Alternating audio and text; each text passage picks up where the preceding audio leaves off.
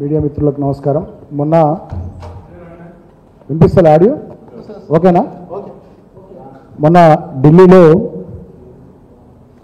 ఢిల్లీ హైకోర్టులో ఎమ్మెల్సీ కవిత గారి బెయిల్ పిటిషన్పై వాదనల సందర్భంగా ఈడీ ఎన్ఫోర్స్మెంట్ డైరెక్టరేటు వాళ్ళు కేసీఆర్ గారి పేరును ప్రస్తావించిందని చెప్పి కొన్ని ఛానల్స్ ఇష్టం వచ్చినట్టుగా న్యూస్ను ప్రసారం చేయడం జరిగింది. వాళ్ళందరూ కూడా వాస్తవాలు నిర్ధారణ చేసుకోకుండా కేసీఆర్ గారి ఇమేజ్ను దెబ్బతీయాలని చెప్పి, కేసీఆర్ గారిపై బురద జల్లాలని చెప్పి వాళ్ళు కేసీఆర్ గారి బ్రాండ్ను దెబ్బతీయాలని చెప్పి వార్తలు ప్రసారం చేసినట్టుగా తెలుస్తూ ఉంది. అటువంటి ఒక 16 న్యూస్ ఛానల్స్పై ఇవాళ బంజారాహిల్స్ పోలీస్ స్టేషన్ పరిధిలో, అదేవిధంగా ఫిలింనగర్ పోలీస్ స్టేషన్ పరిధిలో, జూబ్లీహిల్స్ పోలీస్ స్టేషన్ పరిధిలో, తర్వాత పంజాగుట్ట పోలీస్ స్టేషన్ పరిధిలో కంప్లైంట్ ఇవ్వడం జరిగింది. నిరాధారమైనటువంటి వార్తల్ని ప్రసారం చేసి మా పార్టీ అధినాయకులు కేసీఆర్ గారి ఇమేజ్ను దెబ్బతీయాలనేటటువంటి కుట్ర చేసినందుకు వారి మీద చర్యలు తీసుకోవాలి. ఇటువంటి తప్పుడు వార్తలు భవిష్యత్తులో ఎలాంటి ఆధారాలు లేకుండా, ఎలాంటి వాస్తవాలు లేకుండా అబద్ధాలను, దుష్ప్రచారాలను చేసేటటువంటి ఛానల్స్ను కట్టడి చేయాలనేటటువంటి విషయాన్ని వాళ్ళ కంప్లైంట్ రూపంలో పోలీస్ దృష్టికి తీసుకుని పోవడం జరిగింది. తగిన చర్యలు తీసుకోవాలని చెప్పి కూడా కోరడం జరిగింది.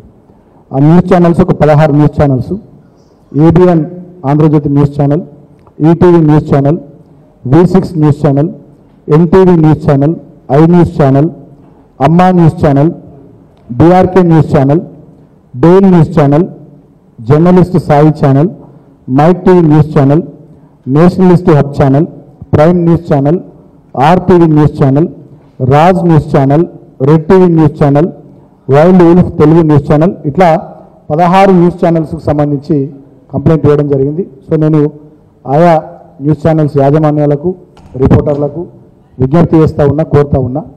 కేసీఆర్ గారు 14 ఏళ్ల పాటు పోరాటం చేసి తెలంగాణ తెచ్చిన నాయకుడు. 10 సంవత్సరాలు 2 టర్ములు తెలంగాణ ప్రజల ఆశీర్వాదంతో అద్భుతంగా తెలంగాణ ప్రజల సంక్షేమం, అభివృద్ధి కోసం కష్టపడి నిరంతరం తపన కొద్ది పనిచేసినటువంటి నాయకుడు. ఒక 50 సంవత్సరాల పాటు, సుమారు 5 దశాబ్దాలకు పైగా భారత రాజకీయాల్లో, అదేవిధంగా ఉమ్మడి ఆంధ్రప్రదేశ్ రాష్ట్ర రాజకీయాల్లో, తెలంగాణ రాష్ట్ర రాజకీయాల్లో తనదైన పాత్ర పోషించినటువంటి వ్యక్తి. కాబట్టి అటువంటి కేసీఆర్ గారి ఇమేజ్ను, కేసీఆర్ గారి వారి ఔన్నత్యాన్ని, వారి విశిష్టతను తక్కువ చేసే విధంగా ఇష్టం వచ్చినట్టుగా నిరాధారమైనటువంటి వార్తల్ని ప్రసారం చేయొద్దని ఈ సందర్భంగా నేను ఆయా న్యూస్ ఛానల్స్ని కోరుతా ఉన్నా. ఇవాళ ప్రజాస్వామ్యంలో 4th ఎస్టేట్ అంటారు మీడియాను. మరి ప్రతిపక్షంగా ఉన్న బీఆర్ఎస్ పార్టీకి ప్రజల కోసం, ఈ ప్రాంత అభివృద్ధి కోసం, అధికార పక్షంపై వాళ్ళు ఎన్నికల సందర్భంగా ప్రజలకు ఇచ్చినటువంటి మాటల్ని నిలబెట్టుకోవాలనేటటువంటి అంశంపై మేము చేస్తున్నటువంటి పోరాటానికి, కార్యక్రమాలకు మద్దతుగా నిలబడి ప్రజల గొంతుకగా ఉండి ప్రజాస్వామ్యాన్ని ఈ రాష్ట్రంలో పరిరక్షించాల్సినటువంటి బాధ్యత ఈ మీడియా తీసుకోవాలి. అబద్ధాలను ప్రసారం చేయడం, అవాస్తవాలను ప్రసారం చేయడం, కేసీఆర్ గారి మీద కోపం కొద్ది కొంతమంది ఏదో చేస్తే దాన్ని ప్రచారం చేయడం, ఈ రకమైనటువంటిది ఇది మంచిది కాదు. ఈ పద్ధతి మానుకోవాలని చెప్పి కూడా నేను హితవలుకుతా ఉన్నా. డెఫినెట్గా బీఆర్ఎస్ పార్టీ నిర్ణయం తీసుకున్నది. రాబోయే రోజుల్లో కూడా మేము రాజ్యాంగానికి లోబడి చట్టబద్ధంగా లీగల్ ఫైట్ ఖచ్చితంగా, అవి న్యూస్ ఛానల్స్ అయినా, అవి పేపర్లైనా, సోషల్ మీడియాకి సంబంధించినటువంటి అంశాలైనా డెఫినెట్గా కేసీఆర్ గారి ఇమేజ్ కానీ, బీఆర్ఎస్ పార్టీ నాయకుల ఇమేజ్ దెబ్బతీసే విధంగా ఎవరు కూడా తప్పుడు వార్తలు, తప్పుడు స్టోరీలు ఏవి కూడా ప్రసారం చేసినా, తప్పుడు కథనాలు ఏవి కూడా ఇచ్చినా ఖచ్చితంగా మేము ఫైట్ చేయాలని చెప్పి నిర్ణయించుకున్నాం. ఈ విషయంలో ఎవరిని విస్మరించము, వదిలిపెట్టబోము. ఖచ్చితంగా చట్టపరంగా మాకున్నటువంటి రాజ్యాంగపరమైనటువంటి హక్కుల్ని న్యాయపరంగా మేము వినియోగించుకుంటాం. సో నేను మళ్ళొకసారి కూడా కోరుతా ఉన్నా. సో ఇటువంటి మానుకోవాలని చెప్పి సదరు మీడియా సంస్థల్ని కోరుతా ఉన్నా. మేము పోలీస్ శాఖ వారిని కూడా ఇందాక కోరినాం. మేము అక్కడ బంజారాహిల్స్ పోలీస్ స్టేషన్లో కంప్లైంట్ ఇచ్చినప్పుడు ఖచ్చితంగా ఇటువంటి కంట్రోల్ చేయాలి. మేము ఇచ్చినటువంటి పిటిషన్ను స్వీకరించి వివిధ సెక్షన్లలో మేము మెన్షన్ చేసినాం.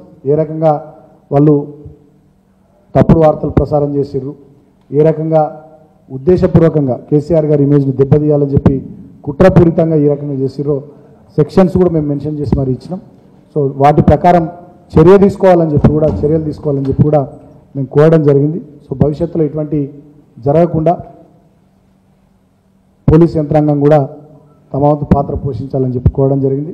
సో అంతిమంగా డెఫినెట్గా బీఆర్ఎస్ పార్టీ ఒక ప్రధాన ప్రతిపక్షంగా ఈ రాష్ట్రంలో ప్రభుత్వం ప్రజలకు ఇచ్చినటువంటి హామీలను నిలబెట్టుకోవడానికి ప్రభుత్వంపై పోరాటం చేస్తూనే తెలంగాణను తెచ్చిన పార్టీగా, తెచ్చిన తెలంగాణను 10 ఏళ్ళు బ్రహ్మాండంగా అభివృద్ధి దిశగా దేశానికే తలమానికంగా తీర్చిదిద్దినటువంటి పార్టీగా తెలంగాణ అస్తిత్వం కోసం, తెలంగాణ సంస్కృతి పరిరక్షణ కోసం, తెలంగాణ ప్రాంత ప్రయోజనాలు, తెలంగాణ ప్రజల హక్కుల కోసం నిరంతరం కేసీఆర్ గారి నాయకత్వంలో ఈ పార్టీ ఎవరెన్ని కుట్రలు చేసినా, ఎవరెన్ని తప్పుడు కథనాలు సృష్టించినా, ఎవరెన్ని వ్యక్తిత్వాలను దెబ్బతీసే, మా నాయకుల వ్యక్తిత్వాలను దెబ్బతీసే ప్రయత్నాలు చేసినా మా పోరాటాన్ని ఖచ్చితంగా కొనసాగిస్తాం. నేను మీడియాను కూడా కోరుతా ఉన్నా, ప్రజాస్వామ్యంలో మీరు 4th ఎస్టేట్, డెఫినెట్గా మీరు కూడా సహకరించండి. అందరం కూడా కలిసి రాష్ట్ర ప్రజలకు ప్రయోజనం కలిగే విధంగా, రాష్ట్రం మంచిగా ముందుకు సాగే విధంగా ప్రతిపక్షంగా, అదేవిధంగా మీడియా ప్రజాస్వామ్యంలో 4th ఎస్టేట్గా కలిసి పనిచేద్దామని చెప్పి కూడా నేను కోరుతా ఉన్నాను. Thank you.